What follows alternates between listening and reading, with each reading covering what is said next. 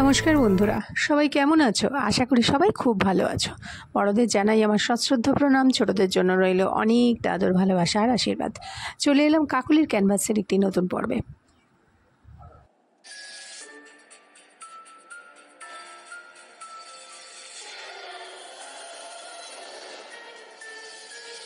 আজ বলবো লক্ষ্মীর কথা।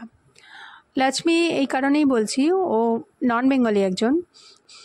তো ও খুব ছোট্টবেলায় আমাদের স্কুলে পড়তো, খুব ছোট্টবেলায়। এবার তারপর বহু বছর ওর সাথে কোনো দেখা সাক্ষাৎ নেই। ফেসবুক মারফত তার সঙ্গে হঠাৎই বন্ধুত্ব হয়েছে, মানে নতুন করে আবার বন্ধুত্ব হয়েছে।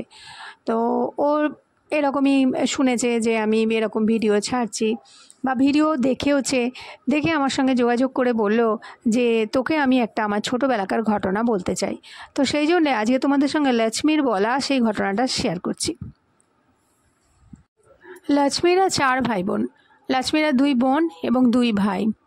ওদের একটা ছোট্ট ঘর, একদম ছোট্ট ঘর, যে ঘরটায় একটা বিশাল উঁচু একটা তক্তাপোষ ছিল। লক্ষ্মীর বাবা মা দুজনেই রাজমিস্ত্রির কাজ করত। ওর বাবা রাজমিস্ত্রির কাজ করত আর ওর মা জোগাড়ে ছিল। তো দুজনেই সকালবেলা হলে বেরিয়ে যেত। আর ওর যে 2 দাদা ছিল, 2 দাদা খুব কম পড়াশুনো করেছিল। গ্যারেজে, ওদের ওখানে যে গ্যারেজ ছিল সেই গ্যারেজে কাজে লেগে গিয়েছিল। আর যে বড় দিদি, সেও বেশি দূর পড়াশুনো করেনি, সে 8 অবধি পড়ে একটি জায়গায় ঘরে রাত দিনের পরিচারিকা হিসাবে ছিল। তো বাড়ির মধ্যে শুধু লক্ষ্মীই পড়াশুনো করতো। আর বলা বাহুল্য, লক্ষ্মীর রেজাল্ট একদম এত ভালো হতো, মানে ফার্স্ট থেকে ওকে কোনো দিন কেউ নাড়াতে পারেনি। অথচ ও বাড়িতে পড়াশুনো করতো খুব কষ্ট করে। তো এই ঘটনাটা আমরা জানতাম না, আমরা শুনেছিলাম আমাদের আন্টিদের কাছ থেকে। আমরা শুনেছিলাম যে লক্ষ্মী অনেক দিন অ্যাবসেন্ট ছিল, এবং তারপর স্কুল থেকে খোঁজ নিয়ে জানা গিয়েছিল যে লক্ষ্মীর বাড়ির অবস্থা খুব খারাপ, আর বাড়ি থেকে আর পড়াতে পারছিল না। সেই কারণে লক্ষ্মীকে পড়ানো বন্ধ করে দিয়েছিল। কিন্তু স্কুলের যারা কর্তৃপক্ষ তারা গিয়ে কথা বলে লক্ষ্মীর পুরো পড়ার দায়িত্ব নিয়ে নিয়েছিল, যার জন্যে লক্ষ্মী আবার কন্টিনিউ করছিল। তো সেই থেকে আমরা জানতে পারি যে ওরা একটা ঘরে থাকতো, খুব কষ্ট করে মানুষ হতো। তো যাই হোক, ওই প্রসঙ্গে আর যাচ্ছে না, এবারে আসছি লক্ষ্মী যে ঘটনাটা বলার জন্য আমাকে মেনলি বলেছে। তো ওই ছোট্ট ঘরে যখন ওরা ভাই বোনেরা আস্তে আস্তে বড় হলো, বড় বলতে মোটামুটি তখন ওরা সবাই 14-15 বছরের হলো, তখন ওই ঘরে ওদের আর কুলান হতো না। শোয়ার অসুবিধা, খাওয়ার অসুবিধা, প্রায় প্রত্যেকটা কাজেই অসুবিধা হতো। তখন ওরা ওখান থেকে বেশ কিছুটা দূরে, বেশ কিছুটা বলতে বেশ অনেকটাই দূরে একটি ঘর পেয়েছিল, যেই ঘরটা ছিল মোটামুটি 2 কামরার ঘর। তো 2 কামরার ঘরেও ওদেরকে মোটামুটি কমের মধ্যে ওটাই পাওয়া গিয়েছিল। তো সকাল হলেই ওরা বেরিয়ে যেত, কিন্তু সেইখানে গিয়ে লক্ষ্মী বলছে ওর বাবা মা আর মজুরের কাজ করতো না, মানে মিস্ত্রির কাজ করতো না, ওরা গেঞ্জি কারখানায় কাজে লেগেছিল। সেখানেও বাবা মা দুজনেই বেরিয়ে যেত।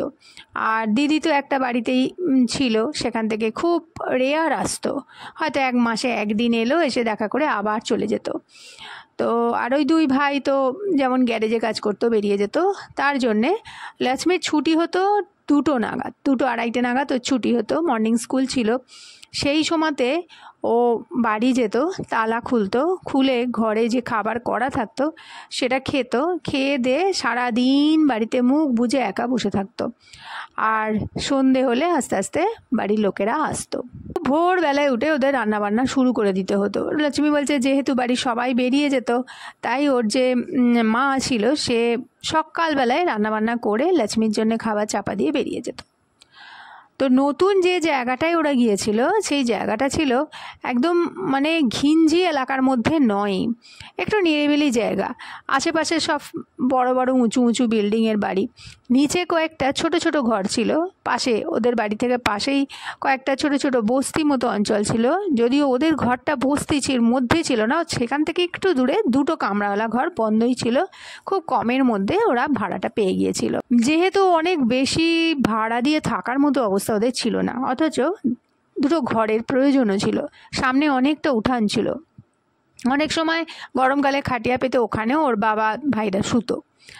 তো যেভাবেই হোক 2টো ঘরেও অসুবিধা হলেও কিন্তু তবু তারই মধ্যে ওরা চালিয়ে নিচ্ছিল। তো লক্ষ্মী বলছে এই বাড়িটায় আসার পর থেকে লক্ষ্মী যখন সকালবেলায় স্কুল থেকে আসতো, এসে দরজা খুলে ঢুকতো, ওর কেমন যেন একটা একটা আনকেনে ফিল হতো। ও বলছে ঘরের মধ্যে ঢুকতেই কীরকম যেন একটা একটা অজানা ভয় ওকে আঁকড়ে ধরতো।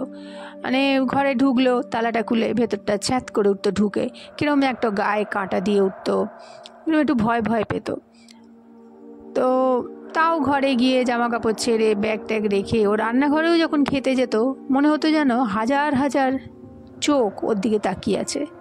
ও খাবার খেত যেন মনে হতো চুলটা পাশ দিয়ে উড়ে গেল, মানে পাশ দিয়ে কেউ একটা গেলে যেমন চুলটা উড়ে যায়, উড়ে গেল।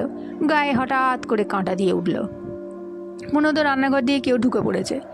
ও তো আগে এরকমও ভুল করতো যে ও খেতে বসে যখন মনে হতো যে ও রান্নাঘরে বসে খাচ্ছে আর তার সঙ্গে ওই পাশের ঘরে ঠুকঠাক খুটখাট আওয়াজ হতো, ও উঠে উঠে গিয়ে দেখতো কি দরজা খুলে এলো নাকি, কেউ ঢুকলো নাকি অচেনা জায়গায়, খুব ভয় পেত। তো লক্ষ্মী বলছে সেই জন্য ওই বাড়িটা ওর ঠিক পছন্দ ছিল না। আগের বাড়িটায় থাকার অসুবিধা ছিল, কিন্তু নতুন বাড়িটায় একটা ভয় ছিল। কিসের যে ভয় লক্ষ্মী বলছে ও বলতে পারছিল না, কিন্তু ওটা ভয় করতো। এইবারে হলো কি, মানে যাবার পর ওর বাবা মা ও সন্ধ্যেবেলায় আসতো, ততক্ষণ তো লক্ষ্মী সারা দুপুর ঘরে থাকতো, পড়া করতো। পড়া করতে করতেও এমন সময় হয়েছে রান্নাঘরে আওয়াজ হলো ঠুক করে। ও ভাবতো বোধহয় ইঁদুর টিঁদুর ঢুকেছে, খাবার টাবার থাকে গন্ধে গন্ধে হয়তো এসেছে, তো এরকম মনে হতো। এরপরে হলো কি, দুদিন এরকম আওয়াজ শুনতে শুনতে প্রথম যতটা ও চমকে চমকে উঠতো, পরে পরে ওই আওয়াজগুলো ওর শুয়ে গিয়েছিল। ওই জায়গাটায় প্রচুর মশা ঢুকতো, কারণ ওদের পাশে যে বস্তিটা ছিল সেখানে কোনো নর্দমা ছিল না, কাঁচা একটা নর্দমার মতো করা ছিল, সেখান দিয়ে জল গড়িয়ে গড়িয়ে ওদের বাড়ির সামনে দিয়ে যেত। ওই জায়গাটায় প্রচণ্ড মশা হয়েছিল। ও সন্ধেবেলা হলেই জানলা দরজাগুলো সব বন্ধ করে দিত আর ঘরে আলো জ্বালাতো। একদিন হয়েছে কি এরকম, লক্ষ্মী বলছে ও স্কুল থেকে এসেছে, এরপরে হলো কি ওই সন্ধেবেলায় সেদিনকে লক্ষ্মী বলছে ও পড়াশুনো করছে, বসে বসে চেয়ার টেবিলে পড়াশুনো করে ওর খুব ঘুম পেয়ে গেছে। ও তাড়াতাড়ি এসে বইপত্রগুলো ওখানে রেখে ভাবলো যে একটু শুয়ে পড়ুক, ওর বাবা মা যখন আসবে তখন উঠে নয়, যখন মা খাবার করবে আবার উঠে একটু পড়বে। সেদিনও খুব ক্লান্ত ছিল। ও বইপত্র ওখানে রেখে ঘরে এসে বিছানায় শুয়ে পড়েছে। ওর বোধহয় একটু চোখটা লেগেও গিয়েছিল। লক্ষ্মী বলছে ওর ঘুম ঘুম মতো পেয়েছে, তো একটা আওয়াজে ওর ঘুমটা ভেঙে গেছে। আওয়াজটা কিসের আওয়াজ ও যখন মাথাটা তুলে একটু বোঝার চেষ্টা করছে, শুনতে পেল চেয়ার টানার আওয়াজ। তো ও ভালো করে উঠে বসে ভাবছে আচ্ছা চেয়ারটাকে, এটা মনে হচ্ছে টানার আওয়াজ না। লক্ষ্মী বলছে কেউ চেয়ার টেনে বসলে যেরকম একটা আওয়াজ হয়, টেবিলের মধ্যে চেয়ারটা ভেতরে ঢোকানো থাকে, ওর পড়া হয়ে গিয়েছিল, ও চেয়ারটা ঢুকিয়ে দিয়ে চলে এসেছিল। এরপরে যখন চেয়ার টানারও আওয়াজ হচ্ছে ও চমকে গেছে। তাহলে কি কেউ এসে গেছে? এটা ওর মাথায় নেই, কেউ যদি আসে তাহলে তো ওকেই উঠে দরজা খুলতে হবে। কিন্তু হঠাৎ করে ঘুমটা ভেঙে গিয়েও ওর সে বুদ্ধিটা নেই, ও ভাবলো বোধহয় কেউ এসে গেছে। ও বসে বসে দেখছে যে দরজাটা তো বন্ধ, যেমন দরজা আটকানো সেরকমই আটকানো। তখন ওর মাথায় এসেছে যে তাই তো, ঘরে তো ও ছাড়া আর কেউ নেই। এরপরে ওই যে চেয়ার একবার কি দুবার ওরম আওয়াজ হয়ে থেমে গেছে, ও চুপ করে বসে আছে। আর ওর এমনিতেই ওই বাড়িটাতে ভীষণ পরিমাণ ভয় পেত, তো ওখান থেকে এক পাও আর নড়েনি, বিছানায় একদম চুপ করে বসে আছে। পারলে চোখটা বন্ধ করে বসে, ছোটো থেকেও ভয় পেলে চোখটা চাপা দিয়ে দেয় যেন কিছু ওকে ভয়ঙ্কর দেখতে কিছু না হয়। এরপরে দেখছে চেয়ারটার খটখট খটখট করে আওয়াজ, এবং এক জায়গা থেকে আর এক জায়গায় চেয়ার টেনে নিয়ে গেলে যেরকম আওয়াজ হয় সেই রকম আওয়াজ হচ্ছে। ঘ্যাঁস করতে করতে চেয়ারটাকে টানতে টানতে টানতে টানতে কেউ যেন নিয়ে আসছে। এইবার লক্ষ্মী বলছে ওর গায়ে তো মানে লোম খাড়া তো হয়েই গেছে, তার সঙ্গে ওর এত ভয় পেয়েছে যে ও ওখানে বসে বসে কুলকুল করে ঘামছে। পুরো চেয়ারটা ওই রকম আওয়াজ হচ্ছে, টানতে টানতে টানতে টানতে টানতে টানতে নিয়ে আসছে কেউ। এবার লক্ষ্মী বলছে যে ও উঠে যে দেখবে সে ক্ষমতা ওর নেই। ঠিক ওর দরজার কাছে, দুটো ঘরের দরজার মাঝখানে এসে থেমে গেল। লক্ষ্মী চোখ বন্ধ করে বসে আছে যে ওটা যেন দেখতে না হয় যে ঘরের মধ্যে চেয়ারটা ঢুকছে। দুটো ঘরের মাঝখানে একটা উঁচু চৌকাঠ ছিল। ঠিক চৌকাঠের আগে এসে চেয়ারটা থেমে গেছে। চারদিকে সব চুপচাপ, কোনো আওয়াজ নেই। হঠাৎ করে বাইরে থেকে একটা কুকুর কাঁদছে। পাড়ায় একটা কি দুটো কুকুরও দেখেছে, কিন্তু এইরকম কান্নার আওয়াজ হঠাৎ করেই শুরু হয়েছে সন্ধ্যেবেলায়। ও তো ভীষণ ভয় পেয়ে গেছে। লক্ষ্মী বলছে ও জীবনে কোনোদিন এত ভয় পায়নি, এবং ও বসে বসে চোখ বন্ধ করে কল্পনা করছে না জানি কি মূর্তি ও দেখতে পাবে ঘরে। আর ঠিক সেই সময় কারেন্টটা চলে গেছে। লক্ষ্মী বলছে যে যে মানুষের যখন সমস্যা হয়, চতুর্দিক থেকে যেন সেই সমস্যাকে আরও বাড়িয়ে দেবার জন্য ঘটনাগুলো ঘটে। পুরো বাড়ি ঘুরঘুরটি অন্ধকার, ইভেন পুরো পাড়া অন্ধকার। কারেন্ট চলে গেছে, লোডশেডিং হয়ে গেছে। এবার লক্ষ্মী বলছে যে ও এবার সত্যি সত্যিই খুব ভয় পেয়ে গেছে। না ওর হাতের কাছে আছে কোনো লম্ফ, না আছে কোনো দেশলাই, না আছে কোনো মোমবাতি। এই রকম পজিশনে লক্ষ্মী হাত পা জড়ো করে বিছানার এক কোণে চুপ করে বসে আছে। হঠাৎ করে ওর মাথায় খেলে গেছে যে বাইরের জানলাটা খুলে দিই। ওর বিছানার দিকে একটা জানলা ছিল, সেই জানলাটা খুলে দিলে একটু দূরে, বেশি দূরে নয়, একটা লাইট পোস্টে আলো জ্বলতো। সেই আলো এসে ঘরের মধ্যে পড়তো। সারা পাড়া অন্ধকার হয়ে গেছে, কিন্তু লাইট পোস্টের মেন রোডের যে আলোটা সেটা কিন্তু জ্বলছে। সেখান থেকে ক্ষীণ আলো এসে ঘরের মধ্যে পড়েছে। তো লক্ষ্মী জানলা দিয়ে দেখছে যে যদি কেউ যায় তাকে একটু ডাকবে, কিছু না কথা তো বলতে পারবে। তো সেই সময় রাস্তা দিয়ে কোনো লোক তো যাচ্ছেই না, উপরন্তু ঘর অন্ধকার, ঘুরঘুরটি। আর কুকুরটা একবার ওরম কেঁদে থেমে গেছে। এবার লক্ষ্মী চুপ করে বসে কি করবে কিছু বুঝতে পারছে না।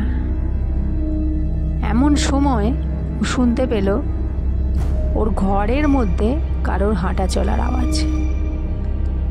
লক্ষ্মী বলছে পা ঘষে ঘষে কেউ যাচ্ছে আসছে।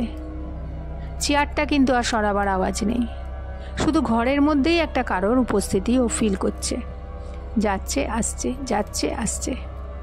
এবার লক্ষ্মী পুরো জোরে জোরে গান করতে শুরু করেছে। লক্ষ্মী বলছে সেই মুহূর্তে ওকে যে কে মনে করিয়ে দিল, কি করে দিল, জয় মাতা দি, যে আমি যেভাবে পাচ্ছি, যে সুরে পাচ্ছি গান গেয়ে যাচ্ছি। ওর ভয়ে মানুষে যখন বলে যে যখন মানুষ বিপদে পড়ে তখন যে সে কী করে কি না করে কেন করে মাথায় থাকে না।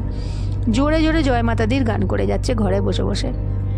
তো ও জয় মাতাদি গান করতে করতে প্রায় 5 থেকে 7 মিনিটের মধ্যে কারেন্ট এসে গেছে।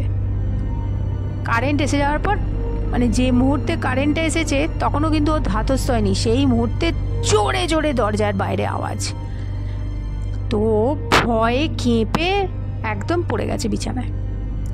তো তখন ওর বাবা মাই এসেছিল, জোরে জোরে দরজা ধাক্কাচ্ছে, অনেকক্ষণ ধরে ধাক্কা দিয়েই যাচ্ছে। সেই আওয়াজে ওর আবার সম্বিত ফিরেছে। কোনো রকমে আস্তে আস্তে নেমে দরজাটা খুলে ওইখানেই লুটিয়ে পড়েছে। এবার ওর মা তাড়াতাড়ি ওকে ধরে তুলে নিয়ে এসছে, ওকে জল দিয়েছে, ওর বাবাও মুখে টুকে জল দিয়েছে।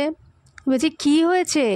তো লক্ষ্মী প্রথম দিকে কিছু বলেনি, সেদিনই খাওয়া দাওয়ার পর রাত্রিরে ওর মাকে সব কথা বলেছিল, কীরকম একটা ফিল হয়, ও ভয় পায়। তো লক্ষ্মীর মা বলেছিল দেখ সারাদিন বাড়িতে একলা বুঝ থাকিস তো সেই জন্য ওরকম মনে হয়। তা তোর ওই বন্ধু পাশের বাড়ির ওই বিল্ডিংয়ে থাকে, তো যা সকালবেলার দিকে সেরকম হলে ওদের বাড়িতে গিয়ে থাকিস, আমরা এলে তারপর তুই আসিস। তা ওর একটা বন্ধু ওই বিল্ডিংয়েরই থাকতো একটি রুমে, ওরা বিল্ডিংয়েরই একটা এতে থাকতো, ওদের ফ্ল্যাটই হোক যাই হোক একটা মেয়েতে থাকতো ওই বিল্ডিংয়েতেই। তো বললো তুই ওখানে গিয়ে থাকিস।